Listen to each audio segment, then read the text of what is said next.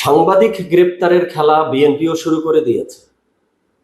LGED প্রতিমন্ত্রী মীর শাহে আলমের যে বগুড়া কাণ্ড, তাই নিয়ে যেই পত্রিকায় প্রতিবেদন ছাপা হয়েছিল সেই পত্রিকার সম্পাদক সহ ৫-৬ জন সাংবাদিকের বিরুদ্ধে মামলা করা হয়েছে এবং সম্পাদককে গ্রেপ্তার করা হয়েছে। দর্শক শ্রোতা, আজকে এই বিষয় নিয়ে সংক্ষেপে কিছু কথা বলতে চাই। চলুন ডিরেক্ট হিট দ্য পয়েন্টে। শুরুতে আসি ঘটনা প্রসঙ্গে। আমরা সবাই জানি, এর পূর্বে আলোচনাও করেছিলাম, যে এলজিইডি প্রতিমন্ত্রী মীর শাহে আলম তার নির্বাচনী এলাকা বগুড়াতে যে এক সাম্রাজ্য গড়ে তুলেছেন। চারটি ইউনিয়নের নাম তিনি তার পরিবার কেন্দ্রিক নামকরণ করেছেন। দুটো ইউনিয়ন ছেলের নামে, একটি ভাতিজির নামে, একটি তার বাড়ির নামে। পরবর্তীতে আবার দেখলাম একটি স্কুলের নাম পরিবর্তন করে মীর শাহে আলমের নামে নামকরণের বিভিন্ন ধরনের তদবির চলছে। বা এর পূর্বে আরেকটি আলোচনায় আপনাদেরকে দেখিয়েছিলাম যে তারেক রহমান যখন তার এলাকা বগুড়াতে গিয়েছিলেন, তখন আধা কিলোমিটারের মতো রাস্তায় যে ইটের সলিং দেওয়া হয়েছিল, সেই ইট ভাড়া করে নিয়ে আসা হয়েছিল এই এলজিইডি মন্ত্রণালয়ের অধীনে। পরবর্তীতে ইটের মালিক রাস্তা থেকে সেই ইট তুলে নিয়ে গেছিল। তো এই সংবাদগুলো অগ্রযাত্রা প্রতিদিন নামে একটি পত্রিকায় তুলে ধরা হয়েছিল। সেই পত্রিকার সাংবাদিকদের বিরুদ্ধে মামলা করা হয়েছে, সম্পাদককে গ্রেপ্তার করা হয়েছে। তো এখন কথা হলো, গ্রেপ্তার কেন করা হলো? বলা হচ্ছে যে প্রতিমন্ত্রী মীর শাহে আলমকে মানহানি করা হয়েছে, তার সামাজিক রাজনৈতিক সুনাম ক্ষুণ্ণ করা হয়েছে, তাই গ্রেপ্তার করা হয়েছে বা মামলা করা হয়েছে। আচ্ছা, ফৌজদারি কার্যবিধি অনুযায়ী মানহানির মামলা তো তিনি করবেন যার মানহানি হয়েছে।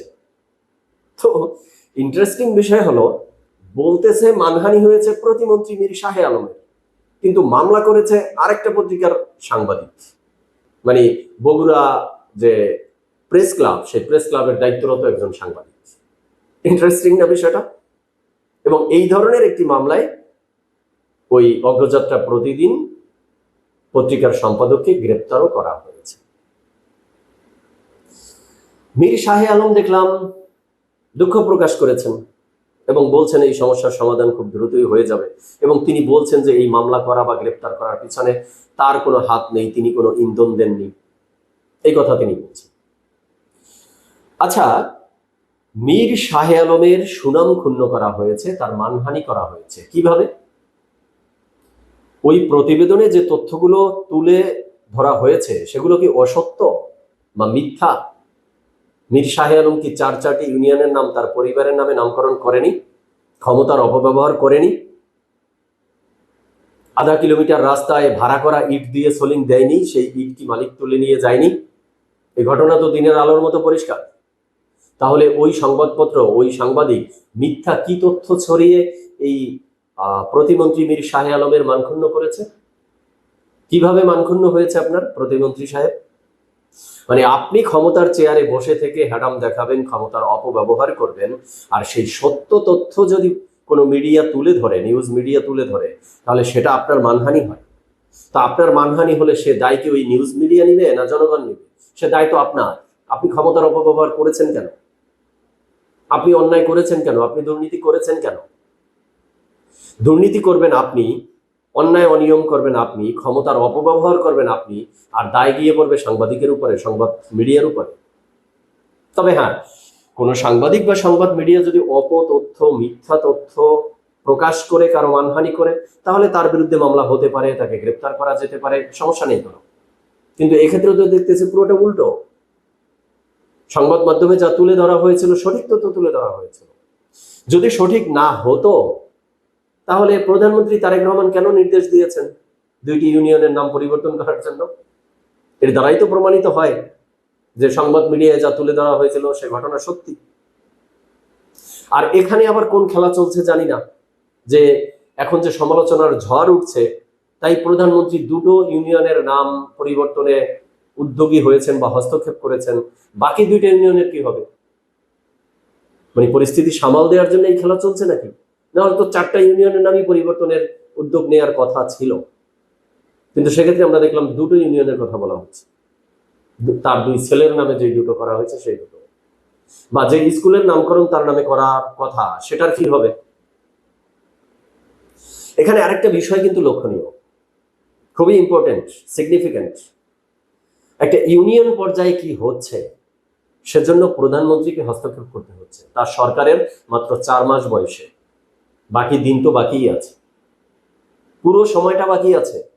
4 মাসের মধ্যে একটা ইউনিয়ন পর্যায়ের পরিস্থিতি সামাল দিতে প্রধানমন্ত্রীর হস্তক্ষেপ লাগে, তাহলে বিএনপির সরকারের, বিএনপির দলের নেতাকর্মী, বিএনপির সরকারের এমপি, মন্ত্রী, প্রতিমন্ত্রী এরা কি করছে?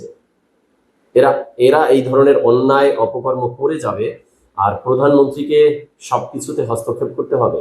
এটা কি কোনো ভালো লক্ষণ, কোনো ভালো ইঙ্গিত বলে মনে হয়?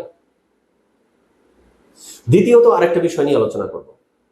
এই যে এলজিইডি মন্ত্রণালয় পূর্ণমন্ত্রী মির্জা ফখরুল ইসলাম আলমগীর কিন্তু কিছুদিন আগে বলেছিলেন যে বিএনপির সরকার সংবাদ মাধ্যমের স্বাধীনতায় কাজ করে যাচ্ছে।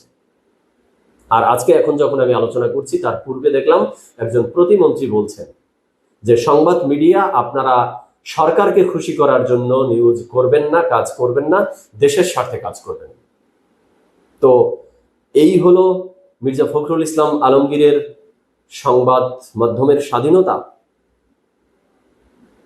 এই যে প্রতিমন্ত্রী বলছেন যে দেশের স্বার্থে কাজ করবেন, সরকারকে খুশি করার জন্য না, তাহলে এই যে সংবাদ মিডিয়ার সম্পাদককে গ্রেপ্তার করা হয়েছে, তারা তো সরকারকে খুশি করার জন্যই তথ্য দেয়নি, সেটা তো বোঝাই যায়। সরকারকে খুশি করতে হলে তো তারা এই প্রতিবেদন ছাপাতো না, তারা তো দেশের স্বার্থেই ছাপিয়েছে। তাহলে তাকে গ্রেপ্তার করলেন কেন? ক্ষমতা আছে তাই, পাওয়ার আছে তাই, মানে একটা অ্যালার্ম দিলেন। প্রতিমন্ত্রী সাহেব, আপনার যে ক্ষমতা, ক্ষমতা তো আপনি দেখিয়েছেন নামকরণের খেলায় মেতে উঠে, এখন আবার ক্ষমতা দেখালেন, আপনি সংবাদ মিডিয়ার প্রতি হুঁশিয়ারি দিলেন, সাংবাদিকদেরকে হুঁশিয়ারি দিলেন যে আমার বিরুদ্ধে কিছু লেখা যাবে না, আমি যতই অন্যায় অনিয়ম দুর্নীতি করে নিয়ে কেন, আমার বিরুদ্ধে করলেই কিন্তু হামলা মামলা চলবে। মানে এই ধরনের একটা অ্যালার্ম দেওয়ার জন্য ক্ষমতা দেখালেন, হ্যাডাম দেখালেন যে আপনার যা যা আছে আপনি করে দেখালেন। তো এগুলো কি ভালো কিছুর লক্ষণ? আমরা তো দেখেছিলাম আওয়ামী লীগের আমলে সংবাদ মিডিয়ার গলা টিপে ধরা হয়েছিল, বাক স্বাধীনতাকে হরণ করা হয়েছিল। পরবর্তীতে ডক্টর ইউনূসের সময় আমরা দেখেছি একই অবস্থা। এখন বিএনপির সরকার ক্ষমতায় এসেছে, মাত্র 4 মাস বয়স হলো। তো এই 4 মাসের মধ্যে দেখিনি যে কোনো মিডিয়া হাউসের কোনো সাংবাদিক সম্পাদককে গ্রেপ্তার করতে। তো এখন শুরু হয়ে গেল, তো সামনের দিকে আরো চলবে। তাহলে এখন সেটা দেখার অপেক্ষায়। সরকারের মাত্র 4 মাসের অবস্থায় যদি এই হয়, পুরো বাকি সময়টাই তো পড়ে আছে। 5 বছর তো টোটাল সময়, তাই না? মাত্র 4 মাস গেল, তো বাকি ক্ষেত্রে কি হবে? বাক স্বাধীনতা থাকবে? সংবাদ মিডিয়ার সংবাদ প্রকাশের স্বাধীনতা কি থাকবে, নাকি এই গ্রেপ্তার, হামলা মামলা এগুলো চলবে? কোনটা? দর্শক শ্রোতা, আজকে এই পর্যন্তই। আপনারা আপনাদের মতামত জানাবেন। সবাই ভালো থাকবেন, সুস্থ থাকবেন। ধন্যবাদ সবাই।